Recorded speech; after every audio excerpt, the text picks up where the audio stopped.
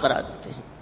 تو وہ قرآن جسے آپ کہتے ہیں کہ وہ اختلافات ختم کرنے کا باعث ہے، ہم دیکھتے ہیں کہ اس کی وجہ سے اختلافات اور بڑھ رہے ہیں۔ تو ٹھیک ہے، آپ کی بات درست ہے کہ علماء اختلاف کو دور نہیں کر پا رہے ہیں، یا قرآن کی موجودگی کے باوجود امت میں اختلاف ہے، تو پھر یہ اختلاف کیسے دور ہوگا؟ آپ کے اس اختلاف سے ہم کو اختلاج ہو رہا ہے۔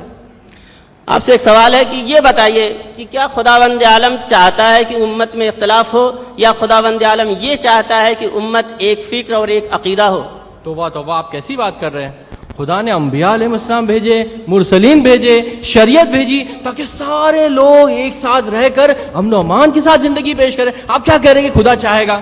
توبہ، استغفر اللہ۔ اچھا خالد بھائی، ایک دوسرا سوال ہے فرمائیے۔ کہ یہ بتائیے کہ خداوند عالم جانتا تھا کہ رسول کے بعد جو ہے امت میں اختلاف ہوگا؟ حضور یہ تو شرک بات کرتے ہیں، خدا بندے جانتا تھا؟ کیا بات کر رہی ہے؟ کچھ جواب دیجیے ان کو۔ اللہ یقیناً جانتا تھا، اللہ ہر چیز کو جانتا ہے، اللہ اول بلا اول کو جانتا ہے، آخر بلا آخر کو جانتا ہے، وہ ہر چیز کو جاننے والا ہے، وہ بکل شیء علیم ہے۔ آپ یہ کیسی بہکی باتیں کر رہے ہیں؟ آپ اس میں کافی دیر ہو گئی ہے، اس لیے شاید۔ دیکھیے، میں صرف اتنا جاننا چاہتا ہوں کہ خداوند عالم جانتا تھا، یعنی اگر جانتا تھا تو کہیے ہاں، نہیں جانتا تھا تو کہیے ارے بھائی جانتا تھا، جانتا ہے۔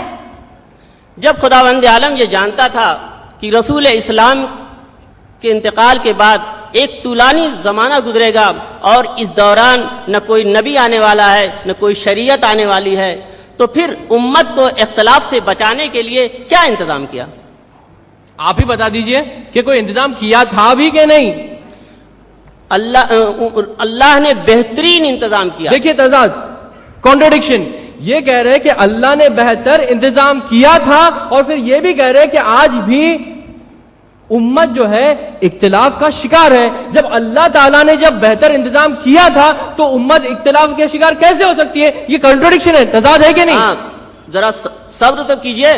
میں ایک سوال پوچھنا چاہتا ہوں کہ ڈاکٹر کا بہترین نسخہ کیا شفا یابی کی ضمانت بن سکتا ہے؟ نہیں، تھوڑا واضح کیجئے، سمجھ میں نہیں آئی بات، بہت گاڑی ہے۔ فرض کر لیجئے شفیق بھائی کہ خدا نخواستہ آپ کی صحت ٹھیک نہیں ہے اور آپ ڈاکٹر کے پاس گئے اور اس نے ایک بہترین نسخہ آپ کے لیے لکھا اور آپ نے وہ نسخہ لا کر کے اہتمام سے اس کو رکھ دیا، تو کیا آپ صحت یاب ہو جائیں گے؟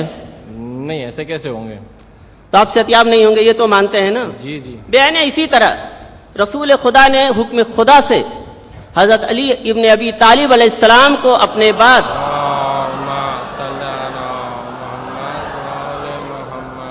اپنا جانشین معین کیا۔ اگر امت حضرت علی کو بلا فصل خلیفہ مان لیتی تو یقین جانیے کہ آج امت میں یہ اختلافات نہ ہوتے۔ آپ کیا 1400 سال پرانی باتیں کر رہے ہیں؟ جو خیر ہو گیا، وہ بزرگان دین تھے، ان کے بارے میں کچھ کہنا صحیح نہیں ہے، وہ ہو گئی، غلطیاں ہو گئی، جیسا تھا لوگ وہ جانے، اللہ جانے۔ آپ اس طرح کی باتیں نہیں کریں تو بہتر ہے۔ آپ اب آج 1400 سال بعد جو اختلافات کی آپ باتیں کر رہے ہیں، اس وقت اس کا کیا علاج ہے؟ اس وقت کیا آپ وہی دقیانوسوں والی باتیں کرنے لگتے ہیں آپ ہمیشہ؟ آج کیا کیا جائے؟ دیکھیں خالد بھائی، ایک سوال یہ ہے کہ کل کے دن جب آبادی مختصر تھی، چند افراد تھے، اختلافات کے دور کرنے کی احتیاج کم تھی، ایک نمرود تھا، ایک فرعون تھا، ایک ابو جہل تھا، ایک ابو لہب تھا۔ ایسے ماحول میں خداوند عالم نے سلسلہ ہدایت کو منقطع نہیں کیا، بلکہ مسلسل جو ہے ہادی اور رہنما جو ہے بھیجتا رہا۔ اس کے برعکس آج کے دور میں جبکہ جگہ جگہ پہ فرعون نظر آ رہا ہے، نمرود نظر آ رہا ہے، ابو جہل اور ابو لہب کا کلچر نظر آ رہا ہے، اتنی کثیر تعداد میں انسان ہیں اور ان کے درمیان اتنا کثیر اختلافات موجود ہیں، تو کیا یہ ممکن ہے کہ خداوند عالم اپنے رحم و کرم سے رہنما کا بھیجنا بند کر دے گا؟ جبکہ خود اس نے قرآن کریم میں ارشاد فرمایا ہے وَلَن تَجِدَ لِسُنَّتِ اللَّهِ تَبْدِيلًا، خدا کی سنت میں کوئی تبدیلی نہیں ہے۔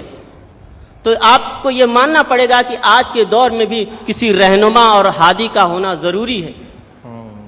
بات تو صحیح ہے، لیکن کچھ اور وضاحت کر دے تو سمجھ میں آئے ان کی۔ اب یہ سوال یہ ہوتا ہے کہ آج کے دور میں رسول کے بعد کیسے جو ہے لوگ دین پر عمل کر سکتے ہیں، کیا صورت ہے؟ تو اس کے سلسلے میں صرف 3 صورتیں ہیں۔ چلیے آپ نے 3 کو مانا تو صحیح۔